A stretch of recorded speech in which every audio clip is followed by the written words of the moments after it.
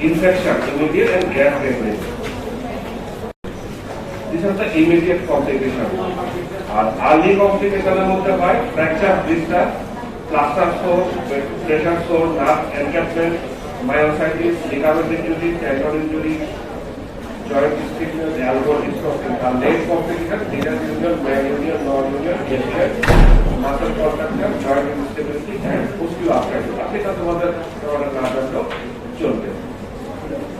These are the common picture in our country during Eid season. ঠিক আছে, ঈদ আর একটা হয় ওই ঢাকা তুলা নদীর তীরে কি একটা হয় না ইসলামা ওখানকার picture. These are nothing but compartment syndrome. ঠিক আছে। So what is compartment syndrome? Captain বলতে পারবে what is compartment syndrome? Okay. It is the elevation of the interstitial pressure in a closed interstitial compartment which results in microvascular compartment. Very good, very good. Okay, so what is compartment syndrome? A fourth year পিছনে exam করতেছো বসো।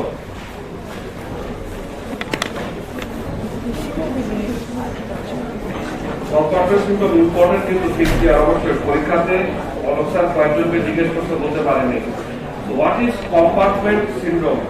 Compartment syndrome means elevation of an interstitial pressure in a closed osseofacial compartment that results in microvascular compromise. অর্থাৎ যে জায়গায় বডির যে লিম্বে সাধারণত আমি লিম্বটাই ডিসকাস করে যেহেতু অর্থোপেডিক আরো কিছু আছে ওগুলা পরে বলতে। তো যে জায়গায় মাসেলটা একটা ক্লোজ ওসিওফেশিয়াল কম্পার্টমেন্ট ওইটার ভিতরে যদি যে কোনো ধরনের ট্রমা হওয়ার পরে ইন্টারস্টিশিয়াল প্রেসার যেটা ক্লোজ ওসিওফেশিয়াল কম্পার্টমেন্ট যদি বেড়ে যায় that leads to microvascular compromise. মনে রাখবা কম্পার্টমেন্ট সিনড্রোম প্রথম এফেক্টটাই করে microvascular not the major artery capillary থেকে শুরু করে। It occurs where skeletal muscles are surrounded by a substantial fascia. Fourth ইয়ারে একটু বুঝতে সমস্যা হবে। সাপোজ আমাদের থাইয়ের ডিপ ফাশার নাম কি? ক্যাপ্টেন কে fourth ইয়ারে captain ফাশা লাটা। What's the name of the deep fascia of the thigh? L দিয়ে নাম L লাটা ফাশা লাটা। সাপোজ থাইয়ের ফাশা লাটা আছে একটা ক্লোজ ওসিওফেশিয়াল কম্পার্টমেন্ট। ফিমার ফ্র্যাকচার হলো, ব্লিডিং হলো অথবা ফিমার ফ্র্যাকচার হওয়ার পর আমরা অপারেশন করে একটা ইমপ্ল্যান্ট লাগালাম। একটা ক্লোজ ওসিওফেশিয়াল ঠিক আছে একটা কম্পার্টমেন্ট তার প্রেসারটা ভিতরে বেড়ে গেল তাহলে যে কন্ডিশনটা হবে ওটাকে বলা হয় কম্পার্টমেন্ট সিনড্রোম। আচ্ছা, কমনেস্ট সাইট সাধারণত যে কোনো জায়গায় আমি বলে দিয়েছি যে কোনো জায়গায় যেখানে একটা ক্লোজ ওসিওফেশিয়াল কম্পার্টমেন্ট আছে ওখানে যদি প্রবলেমটা হয় তাহলে কোথায় আছে? আর্মে আমাদের ডিপ ফাশা আছে এটা কম্পার্টমেন্ট। ফিফথ কথা বলতেছে পিছনে বেশি খুশি হইল না সামনের পরীক্ষা। ফোরআর্ম আছে, হ্যান্ডে হতে পারে, ইভেন ফিঙ্গার টোজ এগুলাতে হতে পারে। গ্লুটিয়াল রিজনে আছে, গ্লুটিয়াল ফাশা আছে, থাইয়ের ফাশা লাটা আছে, লেগের ডিপ ফাশার নাম কি কে বলতে পারবে? ফোর্থ ইয়ার হ্যাঁ এনিওয়ান fifth year পাবে? What's the name of deep fascia of leg? Anatomy করা fascia cruris আছে ফুট এখানেও হতে পারে। এছাড়া কোথাও হতে পারে শোল্ডারে হতে পারে, ব্রেস্টে হতে পারে, অ্যাবডোমেনে হতে পারে। অ্যাবডোমিনাল কম্পার্টমেন্ট সিনড্রোম খুবই ডিভাস্টেটিং একটা জিনিস ঠিক আছে। আচ্ছা, প্যারাস্পাইনাল মাসেল ঠিক আছে। প্যারাস্পাইনাল যে মাসেলগুলি আছে that is also surrounded by deep fascia. আইতে যদি হয় ওটাকে বলা হয় গ্লুকোমা আর স্কালে যদি হয় ব্রেস্ট ইন্টারক্রেনিয়াল প্রেসার। এর মধ্যে ব্রেস্ট, অ্যাবডোমেন, আই আর স্কাল আমাদের সাবজেক্ট হয় এটা রেসপেক্টিভ সাবজেক্ট আছে। আর বাকি যেগুলি আছে ওরা মেইনলি আমরা অর্থোপেডিক সার্জনরাই ডিল করি। So what are the types of compartment syndrome?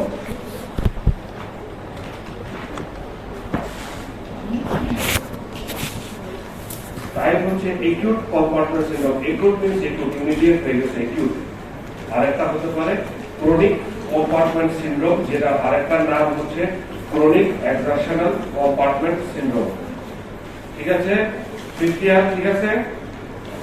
তো মেইনলি আমরা ডিসকাস করব বা আমরা মেইনলি ডিল করি একিউট কম্পার্টমেন্ট সিনড্রোমে।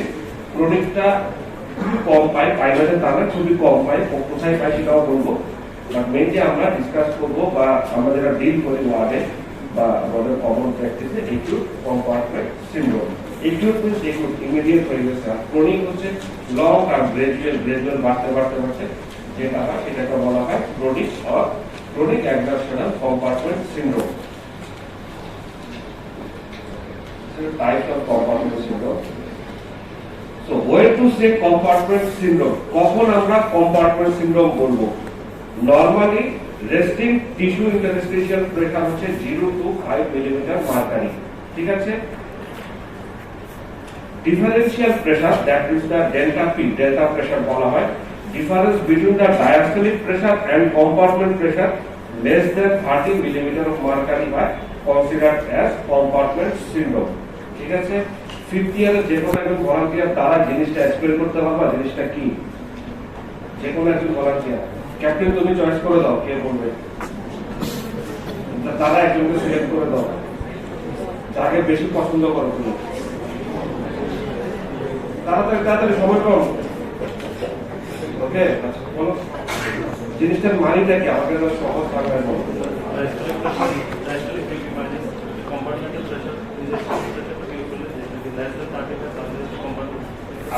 সাপোজ তোমার ডায়াস্টোলিক প্রেসার এখন 90, তাহলে কিভাবে ইয়ে করবো?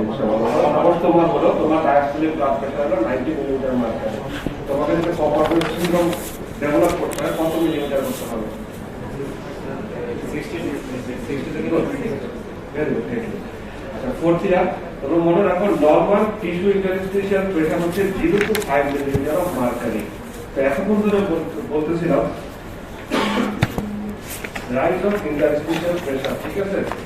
তো 0 থেকে 5 থেকে 10 মিলিমিটার অফ মার্কারি হলো আমরা কম্পার্টমেন্ট সিনড্রোম বলবো না। একটা মানুষের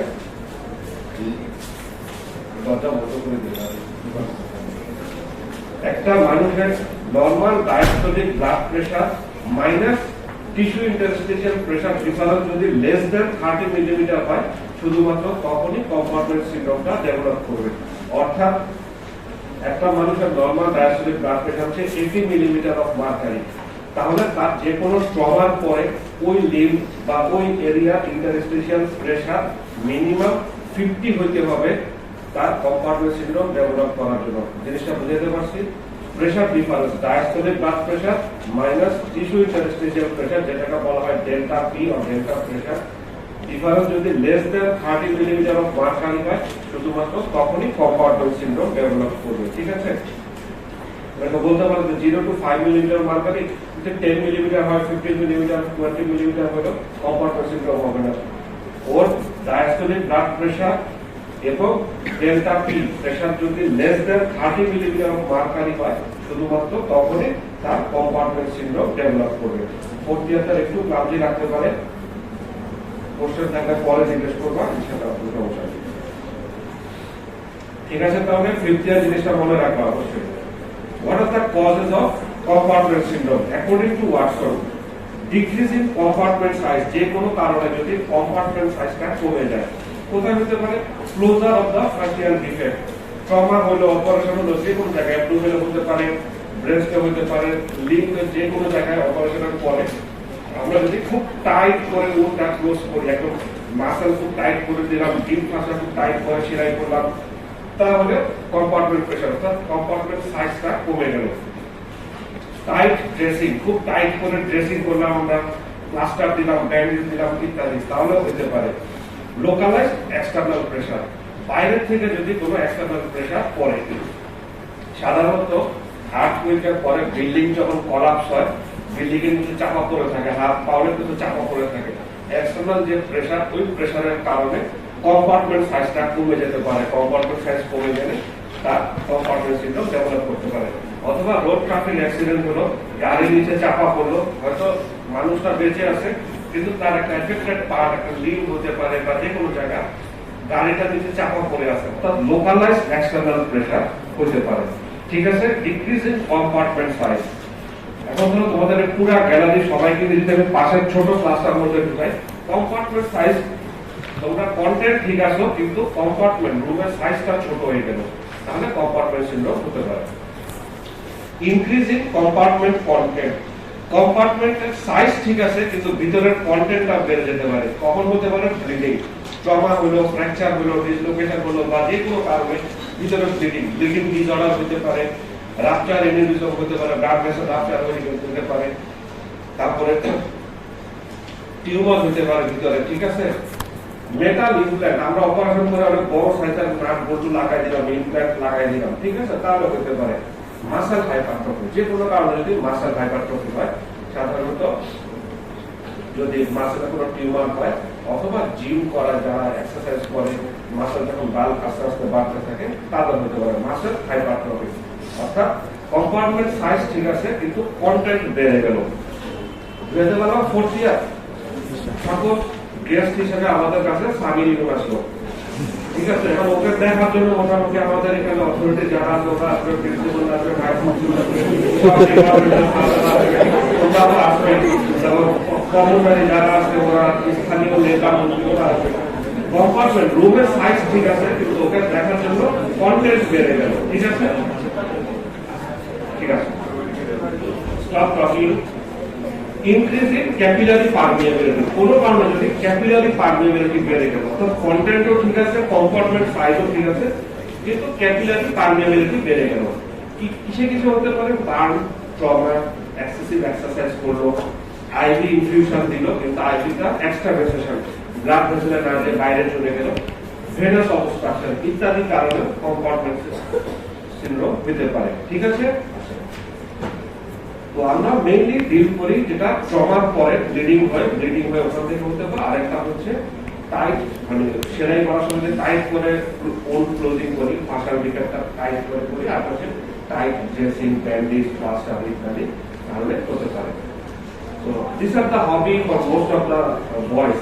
So যারা এক্সারসাইজ করো বা এরকম ফিগার চাচ্ছ, be aware of compartment syndrome, ঠিক আছে।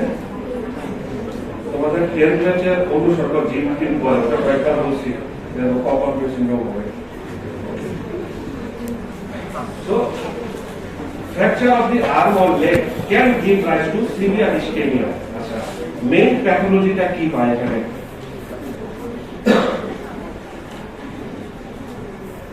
মেইন প্যাথোলজিটা হলো, ধরো একটা ট্রমা, একটু জিনিসটা বোঝার চেষ্টা করো, হয়তো পরীক্ষাতে জিজ্ঞেস করবে না কিন্তু জিনিসটা খুব বেসিক একটা জিনিস, মাথায় যদি একবার ঢুকায় রাখো ফিউচারে তোমাদের সবারই লাগবে। একটা ইনজুরি হলো, একটা ফ্র্যাকচার হলো, ভিতরে ব্লিডিং হলো, ব্লিডিং হওয়ার পরে কি হবে? একটা অ্যাবনরমাল এনভায়রনমেন্ট ক্রিয়েট হবে, মানে ইনফ্লামেশন হবে।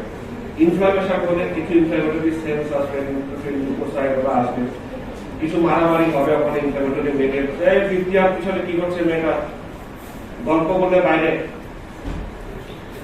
তো ইনফ্লামেশন হলো, ইনফ্লামেটরি সেলগুলি আসবে, আসার পর ওরা কিছু ইনফ্লামেটরি মেডিয়েটরস, প্রোস্টাগ্ল্যান্ডিন, লিউকোট্রিয়েন্স, অনেক কিছু ওরা রিলিজ করবে।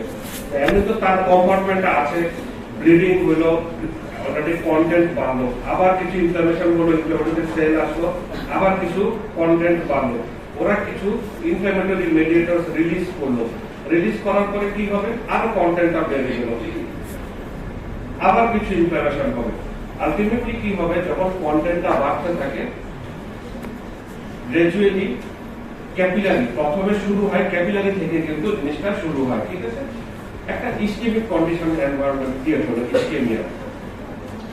যখন ইসকেমিয়া তৈরি হবে তখন ইসকেমিয়া মানে কি? Sell death. সেল ডেথ হয়ে গেলে সেলের কন্টেন্ট গুলো আবার কম্পার্টমেন্টে বের হয়ে আসলো। তোমরা বায়োকেমিস্ট্রিতে জানো যে অ্যানারোবিক মেটাবলিজমের এন্ড প্রোডাক্ট হচ্ছে ল্যাকটিক অ্যাসিড। তো ল্যাকটিক অ্যাসিডটা ওখানে প্রোডাকশন হলো, আরো কিছু কন্টেন্ট বাড়লো। এই কন্টেন্ট গুলা করবে কি? আরো বেশি ইসকেমিয়া ডেভেলপ করবে, আরো ইসকেমিয়া হলে আরো ইনফ্লামেশন হবে, সেল ডেথ হচ্ছে, সেল ডেথ হলে, অর্থাৎ এই সাইকেলটা, ভিসিয়াস সাইকেলটা কন্টিনিউয়াসলি চলতেই আছে। Fracture of the arm or leg can give rise to severe ischemia even if there is no damage to a major vessel. মনে রাখা, কম্পার্টমেন্ট সিনড্রোম মানে ইনাতে মেইন ব্লাড ভেসেলটা ইনজুরি হয়।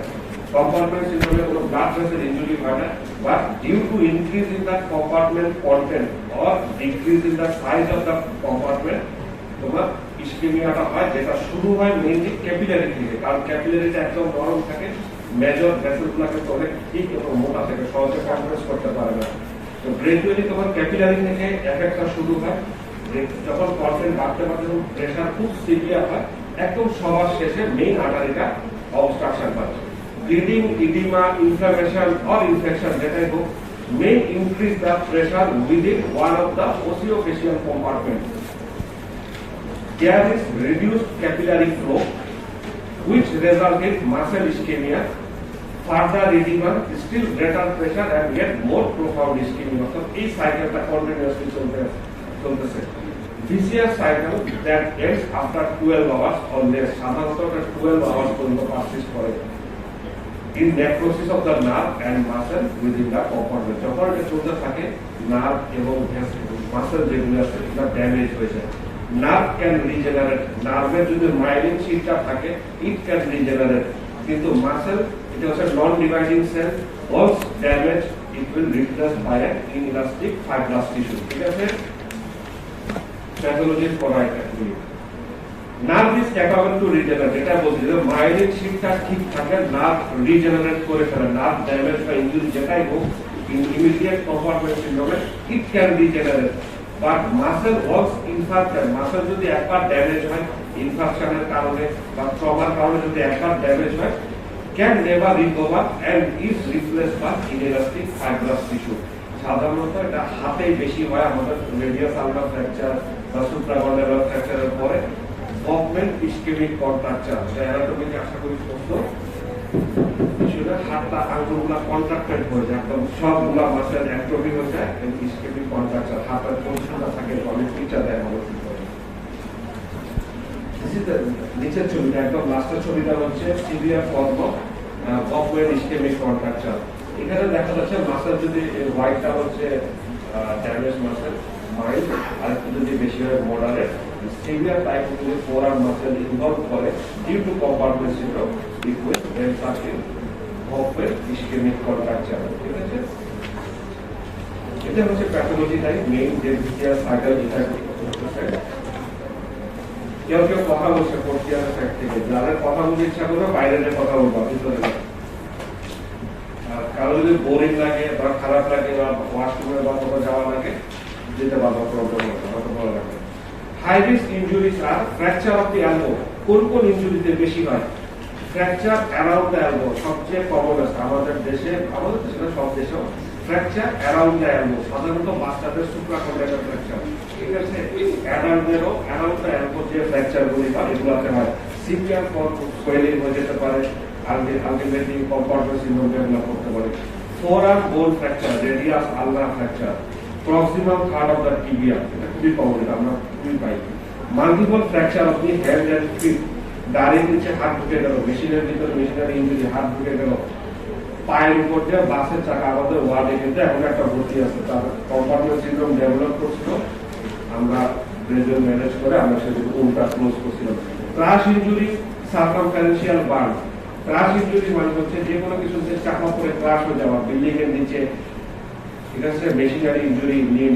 সার্কামফারেন্সিয়াল বার্ন, হোল সার্কামফারেন্স যদি burn হয়, বার্নটা কি হয় আলটিমেটলি অ্যাসকার ফর্ম করে। দিস অ্যাসকার খুবই টাইট একটা জিনিস, ইনইলাস্টিক একটা টিস্যু, ঠিক আছে, টুর্নিকেট এফেক্ট করে, ultimately causes compartment syndrome. Other precipitating factors are operation usually for internal fixation. Blood trauma abdomen, ঠিক আছে, ব্লাড ট্রমা অ্যাবডোমেন বা অ্যাবডোমিনাল সার্জারি, এগুলোর পরে অনেক সময় কোন ক্লোজ করতে পারবে, অ্যাবডোমেন ওপেন রেখে আসতে হয়। ইনফেকশন, গ্যাস দেবে, কেউ গুনগুন করে কথা বলছে।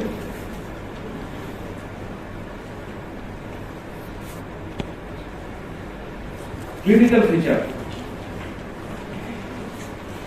ক্লিনিক্যাল ফিচার হচ্ছে খুবই সহজ, 5 P, 5টা P, তো মনে রাখবা 5টা P, 5 P, ফিফথিয়ার বিশেষ করে। নাম্বার 1 হচ্ছে পেইন। পেইনের কজ কি? পেইনের কজ হচ্ছে ইমিডিয়েট ট্রমা, ইমিডিয়েট ইসকেমি, তোমার ইনফ্লামেশন, ঠিক আছে, যার কারণে পেইন হয়। ব্যথা পেলো, একটা ফ্র্যাকচার হলো, ক্রাশ ইনজুরি হলো, মোটর ভেহিকল অ্যাক্সিডেন্ট হলো, যেটাই হোক পেইন, ইমিডিয়েট পেইন। পেইনের কজ হচ্ছে পেইন, ইমিডিয়েট ইনফ্লামেশন যেটা হয়, ইনফ্লামেটরি মেডিয়েটরগুলো রিলিজ হচ্ছে, টিস্যু ড্যামেজ হচ্ছে, এই জন্য। নাম্বার 1 হচ্ছে পেইন, এই সিরিয়ালে এভাবে বলতে হবে। 2 নাম্বার হচ্ছে প্যারাস্থেসিয়া। প্যারাস্থেসিয়া কখন হয়? যখন ইসকেমিয়া ডেভেলপ করা শুরু করে, নার্ভটা ইসকেমিয়া, নার্ভ ইসকেমিয়া হওয়ার আগে তোমার যেটা হয় ইসকেমিক চেঞ্জ হয়, এটাকে বলা হয় transient ischaemia of the nerve, ওই কারণে প্যারাস্থেসিয়া হয়। আচ্ছা, আরো প্রেসারটা বাড়তেছে, ক্যাপিলারি গুলা বন্ধ হয়ে গেল, অবস্ট্রাকশন, দেন প্যালর, ফিঙ্গার টিপস বা স্কিন বা এফেক্টেড লিম্বের, যদি আমরা স্কিন কালারটা দেখি বা ডিস্টাল ক্যাপিলারি ফিলিং গুলা দেখি, দেখা যাচ্ছে প্যালর হোয়াইট হয়ে আছে। আরো কম্পার্টমেন্ট সিনড্রোম আরো বাড়লো, প্রেসার বাড়লো, প্যারালাইসিস অর্থাৎ নার্ভ ইনজুরি, নার্ভটা ড্যামেজ করে ফেলতেছে ডিউ টু ইসকেমিয়া। এন্ড সবার শেষে পালস রেসনেস, যখন মেজর যে সাপ্লাইং ব্লাড ভেসেলটা আছে, সাপোজ ফোরআর্মে রেডিয়াল আর্টারি, আলনার আর্টারি, ফিমারে হলে পপরেডিয়াল আর্টারি, তারপরে লেগে যদি হয় তোমার অ্যান্টেরিয়র টিবিয়াল, পোস্টেরিয়র টিবিয়াল, এগুলো যখন সবার লাস্টে কম্প্রেস হয়ে চাপা খেতে খেতে একদম মানে ব্লক হয়ে যাবে, তখনই হয় পালস রেসনেস। ঠিক আছে?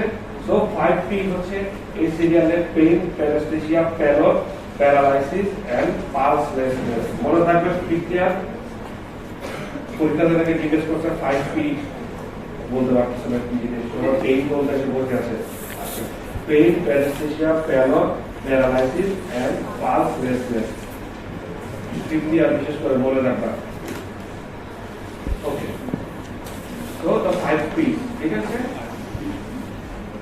In compartment syndrome, the ischemia occurs at the capillary level, যেটাই বলছিলাম, একদম ক্যাপিলারি থেকে শুরু হবে কিন্তু। So pulse may still be felt and skin may not be felt. এই যে ইমিডিয়েট আমার সাথে যেটা বলি ট্রমার পরে না স্যার লাল আছে, সমস্যা নেই, ভাস্কুলারিটি ঠিক আছে, সবাই এটাই ভুল করে। সবাই বলে যে প্রথমে পালসটা চেক করে, স্যার পালস তো আছে, কালার সব ঠিক আছে, মনে হচ্ছে স্যার ঠিক আছে, যাওয়ার পর দেখা যাচ্ছে আসলে ফিঙ্গারের ক্যাপিলারি ফিলিংটা অত ভালো না। ঠিক আছে? সুতরাং মনে রাখবা পালস পাওয়া যেতে পারে ইমিডিয়েট ট্রমার পরে, সবকিছু হবে। তো তোমাদের একটা বেসিক একদম প্রথম যে ক্লাসটা জেনারেল অর্থোপেডিক্সে বলছিলাম যে এক্সামিনেশনের মধ্যে লুক, ফিল, মুভ, মেজার, ঠিক আছে, ওখানে দেখে ফেলতে হবে কালার অফ স্কিন বা ডিস্টাল যে পোর্শনটা আছে লিম্বের, ওইটা কালার দেখে ফেলতে হবে, পালস ঠিক আছে কিনা, ডিস্টাল ইয়েলো ভাস্কুলার স্ট্যাটাস দেখে ফেলতে হবে। ঠিক আছে? Skin sensation should be carefully and repeatedly check. স্কিনের সেন্সেশন, নার্ভ ইনজুরি কতটুকু হচ্ছে জিনিসটা দেখার জন্য। Ischemic muscle is highly sensitive to stress. আচ্ছা, এখানে যেটা বলা হচ্ছে মাসেল কিন্তু যখন ইসকেমিয়া হয়, স্ট্রেচিং করলে ভেরি পেইনফুল।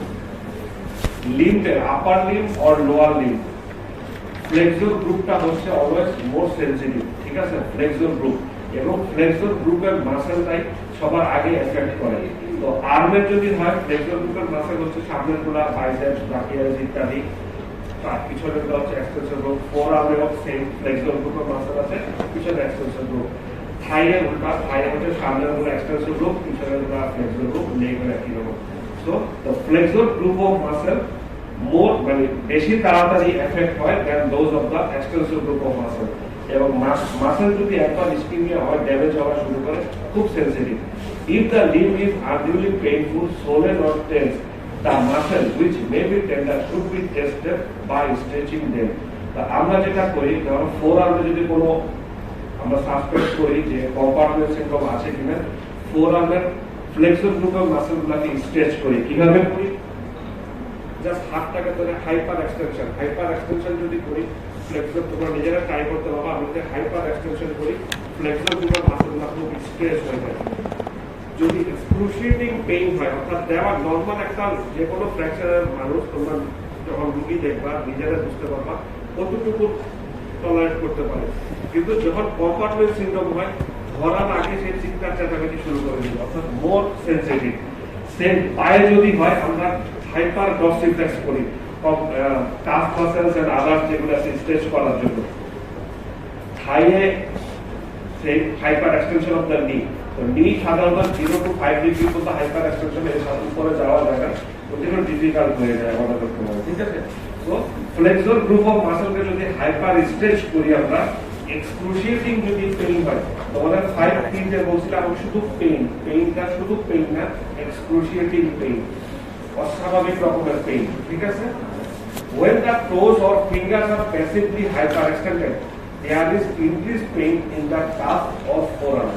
আমরা সাধারণত যে কোনো ইনজুরি পেশেন্টের যখন প্লাস্টার করি, ব্যান্ডেজ করি, বা ইমিডিয়েট আমরা অপারেশন করলাম, যে কোনো ধরনের অপারেশনের পরে আমরা প্রথম দিন বা ফার্স্ট ফলো আপে যে টোস অর ফিঙ্গারটাকে হাইপার এক্সটেন্ড করে দেখি তার পেইন কেমন হচ্ছে।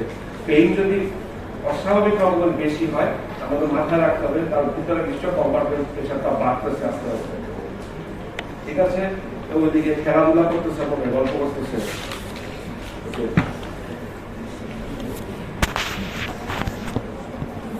এটা কমন সিনারিও, ঠিক আছে, এটা খুবই common comminuted fracture of the proximal tibia. এবং এটার পরে সাধারণত এরকম সোয়েলিং হয়ে যায় এবং এখানে গ্যাংগ্রিন ডেভেলপ করা শুরু করছে, অর্থাৎ তার এন্ড স্টেজে চলে আসছে, অলমোস্ট হয়তো বা পালস রেসপন্স পর্যন্ত চলে আসছে। তোমার যে সারাউন্ডিং স্কিন আছে ওগুলা গ্যাংগ্রিন হয়ে গেছে। Confirmation of the diagnosis can be made by measuring the intracompartmental pressure. So, what is compartment syndrome জানলাম, কাদের হয়, কিভাবে হয়, ক্লিনিক্যাল ফিচার জানলাম, how you will confirm your diagnosis. আচ্ছা, প্রথম কনফার্মেশন হচ্ছে হিস্ট্রি এন্ড এক্সামিনেশন। হিস্ট্রি তো দেখলাম, আমরা হিস্ট্রি দিলাম, তার পেইন কেমন সবকিছু চেক করলাম। ক্লিনিক্যাল এক্সামিনেশনের মধ্যে hyper stretching of the toes or fingers অথবা লিম্ব, হাইপার স্ট্রেচিং যদি করি, এক্সক্রুশিয়েটিং পেইন যদি হয়, এবং সাথে যদি কম্পার্টমেন্টটা একটু টেন্ডার হয়ে থাকে, টাইট হয়ে থাকে, আমরা ধরে নিতে যে তার কম্পার্টমেন্ট সিনড্রোম ডেভেলপ করছে। তারপর কনফার্ম করা যায়। So for early diagnosis, some surgeons advocate the use of continuous compartment pressure monitoring for high risk injury, as for example fracture of the tibia fibula, especially for forearm or leg fracture. ঠিক আছে, continuous compartment pressure monitoring কিভাবে করা হয়? তিনটা instrument আছে, একটা হচ্ছে week catheter, middle manometer এবং speed catheter. But unfortunately Chittagong শহরে এই ইনস্ট্রুমেন্টগুলো নাই, ঢাকা শহরেও জানার মতো নাই। ইন্ডিয়াতে আছে, আমরা বেশিরভাগ ইন্ডিয়াতে কাজ করছে, ইন্ডিয়াতে আছে, আর বাইরের দেশগুলোতে আছে। ঠিক আছে, তো আমরা আমাদের পার্সপেক্টিভে আমাদের ঢাকাতেও জানার মতো নাই, অথবা রিসেন্ট আসতেও আসতে পারে কর্পোরেট হসপিটালগুলোতে। আর আমাদের সিনিয়র সার্জন যারা ঢাকাতেও কাজ করছে বা ওদের থেকে শুধু মেইনলি হচ্ছে ক্লিনিক্যাল ডায়াগনোসিস। ক্লিনিক্যালি হিস্ট্রি নিল, দেখলো, এক্সামিনেশন করলো, হাইপার স্ট্রেচিং করলো, যদি ক্লিনিক্যাল কনফার্মেশন হয় যে এটা কম্পার্টমেন্ট ছিল, ইমিডিয়েট ট্রিটমেন্ট। তো আমরা ওইটাই করি, মেইনলি ক্লিনিক্যাল অ্যাসেসমেন্টটাই করি। আমাদের এইসব ইনস্ট্রুমেন্টগুলো নাই, মিডল ম্যানোমিটার, স্পিড ক্যামেরাগুলো নাই।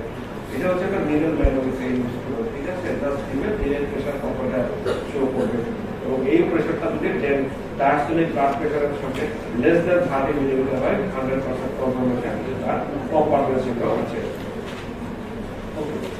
সো দ্য treatment হচ্ছে the threatened compartment or compartments must be promptly decompressed. যে কারণে হোক মানে যে কারণটাই হোক কম্পার্টমেন্টটাকে ডিকম্প্রেস করে ফেলতে হবে। Cast, bandage, dressing must be completely removed. The limb should be nursed flat.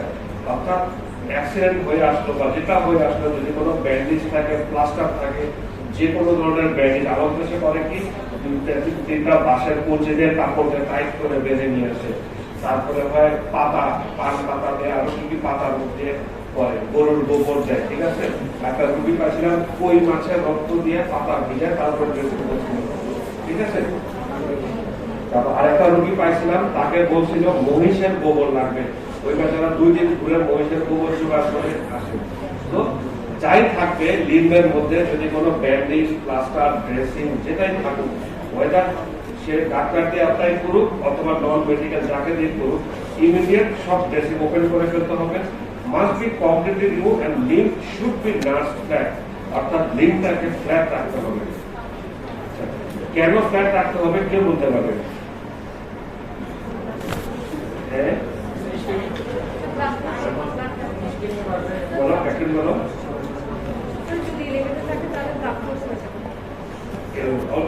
Already swelling আছে, তো ব্লাড ফ্লো বাড়ার জন্য নিচে করে দিলে তো হয়। গ্র্যাভিটি থেকে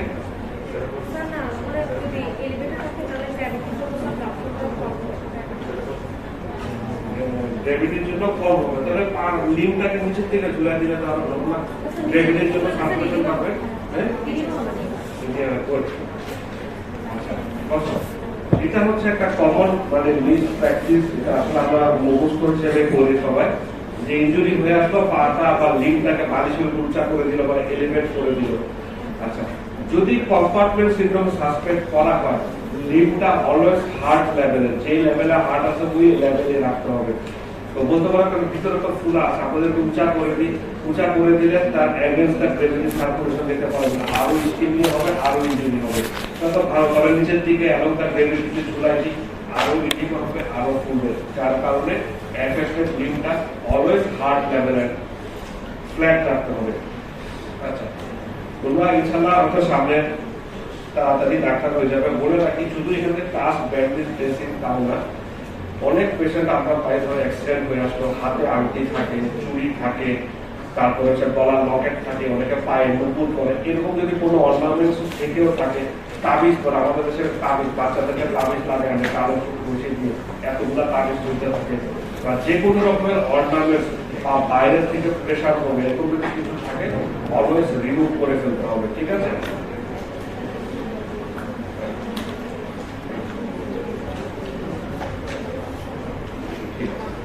আমরা যখন ট্রেনিং পিরিয়ডে ছিলাম, একটা খুব সিম্পল একটা আমাদের জুনিয়র ছিল, একটা মহিলা ছিল রোড ট্রাফিক অ্যাক্সিডেন্টে, তার রেডিয়াস আপনার ফ্র্যাকচার, ওর হাতের একটা আংটি ছিল, বলে কোনো প্রোগ্রাম থেকে যাচ্ছিল, হাতের আঙুলে একটা আংটি ছিল। ও খুব সুন্দর করে রিলাক্সেশন করে প্লাস্টার দিয়ে রোগীরা ছুটি দিয়ে দিল। ও তার আংটিটা খুলতে ভুলে গেছিল, একদিন দুদিন পর পেশেন্টের পেন এবং পেশেন্ট দেখলো যে একদিন পরে ও ছুটি দিয়ে দিচ্ছে বাসায়।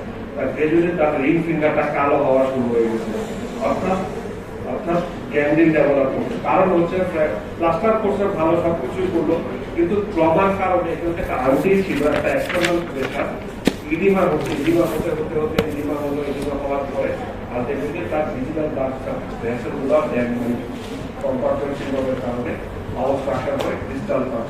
পরে আপনার তার রিং ফিঙ্গার অ্যাম্পুটেশন করছে, তো রিং ফিঙ্গারটা আমার প্রবলেমই ছিল না, ছিল সিম্পল রেডিয়াস আপনার ফ্র্যাকচার, সবকিছুই ভালো, রিডাকশনও করছে ভালো, প্লাস্টারও করছে ভালো, কিন্তু তার হাতের আংটিটা খুলতে ভুলে গেছে, যার কারণে রিং ফিঙ্গারটা পার্মানেন্টলি লস করছে। সুতরাং এক্সটার্নালি যা থাকবে সব রিমুভ করতে হবে। ঠিক আছে? The delta pressure should be carefully monitored. If it falls below 30 mm of mercury, immediate open fasciotomy is mandatory. ঠিক আছে? আমাদের দেশে যেহেতু আমরা কম্পার্টমেন্ট প্রেশার মেজার করতে পারি না, আমরা মেইনলি ক্লিনিক্যাল অ্যাসেসমেন্টের উপর করি। যদি দেখি যে হ্যাঁ একটা কম্পার্টমেন্ট সিনড্রোম ডেভেলপ করে গেছে, immediate open fasciotomy is mandatory. What is fasciotomy? Fasciotomy means opening of the fascia. কয়টা ফাসা? একটা লিম্বে বা একটা এফেক্টেড পার্টে যতগুলি ফাসা আছে সবগুলি ফাসা ওপেন করতে হবে। সাপোজ থাইয়ে যদি হয়, থাইয়ে কয়টা ফাসা আছে?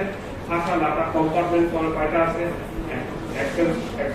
এক্সটেনসর কম্পার্টমেন্ট, পিছনে আছে হ্যামস্ট্রিং কম্পার্টমেন্ট, ভিতরে আছে অ্যাডাক্টর কম্পার্টমেন্ট। তিনটা কম্পার্টমেন্টের ফাসা ওপেন করে ফেলতে হবে। ঠিক আছে? ফোর আর্মে হলো, ফোর আর্মে কয়টা কম্পার্টমেন্ট? কে বলতে পারে? Fourth year. ফোর্থ, হ্যাঁ বলো, কে বলতে পারে? ফোর্থ ইয়ার বলো দেখি, ফোর আর্মে কয়টা কম্পার্টমেন্ট আছে? ক্যাপ্টেন বলো দেখি, কি কি? তোমার উত্তর সম্পূর্ণরূপে ভুল। Thank you. তিনটা কম্পার্টমেন্ট, তোমরা দুইটা জানলেই চলবে, বাট অ্যাকচুয়ালি তিনটা কম্পার্টমেন্ট। এক্সটেনসর কম্পার্টমেন্টের একটা সাব টাইপ আছে ওয়ার্ডস কম্পার্টমেন্ট বলে, তোমাদের এখন না জানলেও চলবে।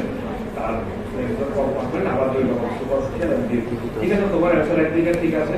তো ফোর আর্মে যদি কম্পার্টমেন্ট সিনড্রোম হয়, অল দ্য কম্পার্টমেন্ট মানে ভাষা যতগুলো আছে, extensor compartment, flexor compartment, even the mobile wad যেটা বলছিলাম, ওয়ার্ড সবগুলি ভাষা ওপেন করতে হবে। যদি আর্মের হয় same, extensor compartment, flexor compartment, সবগুলি ভাষা ওপেন করে ফেলতে হবে। এটাকে বলা হয় open fasciotomy, that means immediate pressure relief করার জন্য। ঠিক আছে? স্পেসিফিক ট্রিটমেন্ট হচ্ছে fasciotomy means opening all the compartment, opening of all the compartment. এটা মনে রাখবা, যদি পরীক্ষা জিজ্ঞেস করে কম্পার্টমেন্ট সিনড্রোম কি ট্রিটমেন্ট করবা, ফেসিওটমি। What is fasciotomy?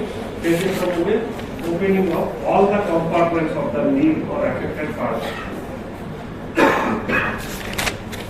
ঠিক আছে? শুধু একটা কম্পার্টমেন্ট করলে কিন্তু হবে না। The wound should be left open and inspected 2 days later. ফেসিওটমি operation যেটাই করা হোক আজকে করলে দুই দিন পরে 48 আওয়ার্স লেগে এটা বলা হয় second look surgery.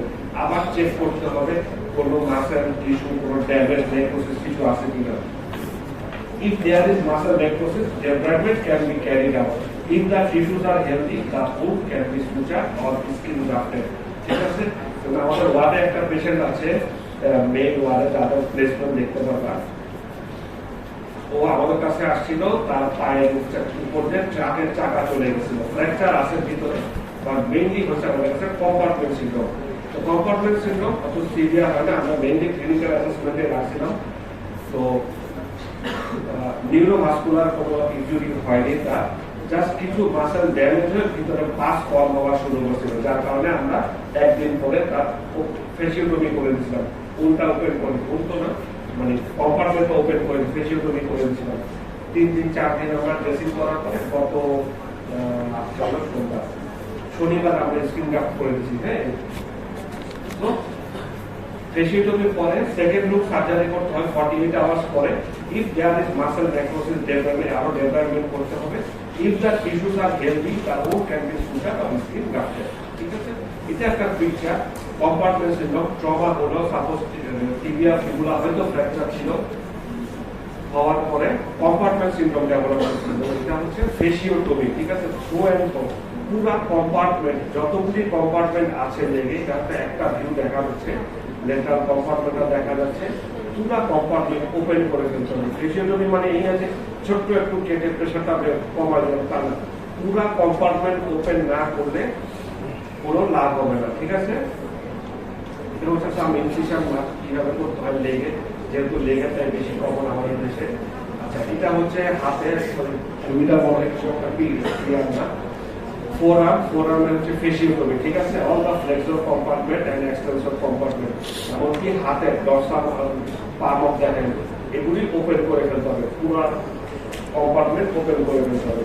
This is fasciotomy. ঠিক আছে, if facilities for measuring compartment pressure are not available, এটা আমাদের দেশে হয়, the decision to operate will have to be made on clinical grounds. এটা আমরা এটাই পরিচালনা হয়, যেহেতু কম্পার্টমেন্ট প্রেশার মনিটরিং করার কোনো ডিভাইস নাই, আমরা ক্লিনিক্যাল গ্রাউন্ডসের উপর করি। কিভাবে করি?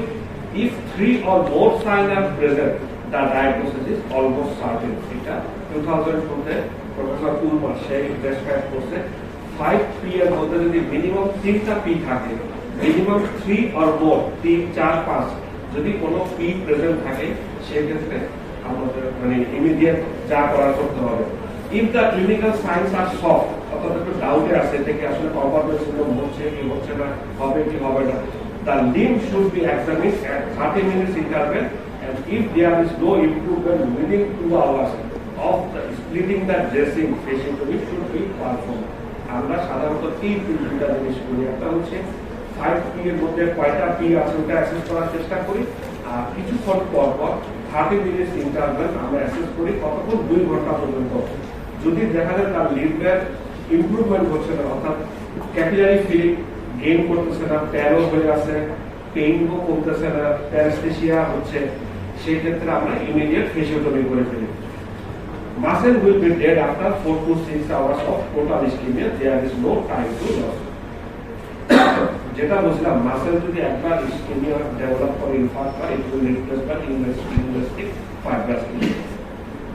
যা করা ইমিডিয়েট, ফার্স্ট 4 to 6 আওয়ার্স হচ্ছে golden time. So the ideal time for fasciotomy, কখন ফেসিওটমি করতে হবে?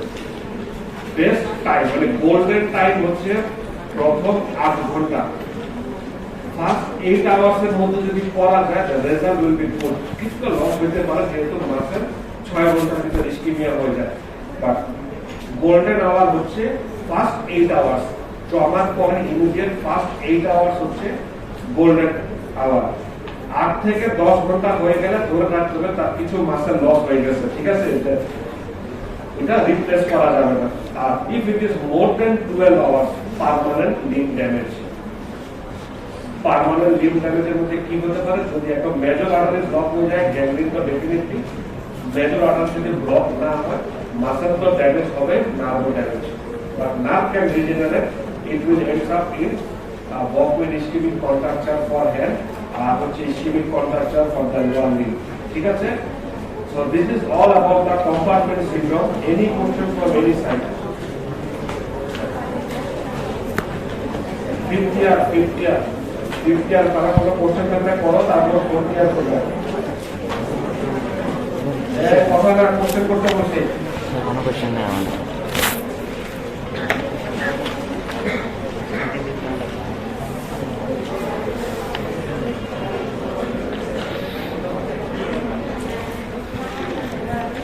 Any question from any side? 4th year এর কারো কোনো কোশ্চেন আছে? 5th year কি আইটেম ধর ক্লিন নোট সাবাল। 5th year কারো কোনো কোশ্চেন আছে? 5th year এর ক্যাপ্টেন সবচেয়ে দুষ্টু ছেলে কোনটা দেখা যাচ্ছে? সবচেয়ে দুষ্টু কোনটা আছে?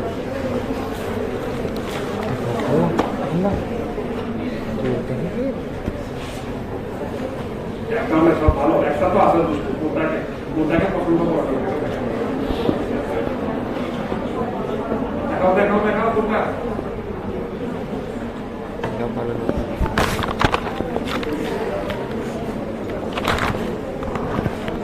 ফোর্থ ইয়ারের কোশ্চেন থাকলে চিন্তা করো, একটাকে দেখার চয়েস করো ভাই, যে কোনো একটাকে চয়েস করো। যেটাকে খুব প্যারা দিতে হবে।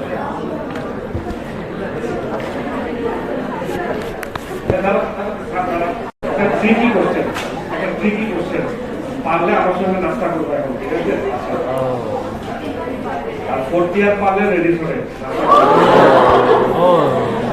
আগে ওকে করি। ওপেন ফ্র্যাকচার কম্পার্টমেন্ট সিনড্রোম হতে পারে কি পারে না? একটা ওপেন ফ্র্যাকচার, সাপোজ আমার টিবিয়া ফিগুলো ওপেন ফ্র্যাকচার হলো, আমার কি কম্পার্টমেন্ট সিনড্রোম হতে পারে কি পারে না? যদি পারে কেন? যদি না পারে কেন? এক্সপ্লেইন করুন কেন? অপোজিট কম্পার্টমেন্ট খোলা হচ্ছে প্রেশার রেস হয়, যদি ওপেন ফ্র্যাকচার যদি ভাস্কুলার ইনজুরি হয় তাহলে ব্লিডিং হবে, আর ব্লিডিং এর জন্য অপোজিট সাইডের কম্পার্টমেন্টগুলোতে ভেরি গুড।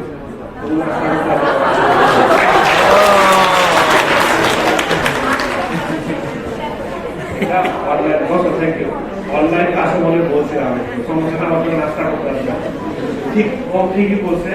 ওপেন ফ্র্যাকচার অনেকে বলে কি sir open fracture compartment syndrome হতে পারে কিনা? অবশ্যই পারে।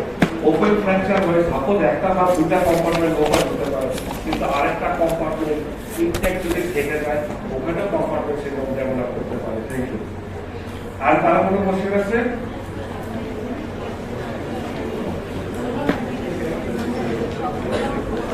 আর কারো কোনো কোশ্চেন আছে কিনা?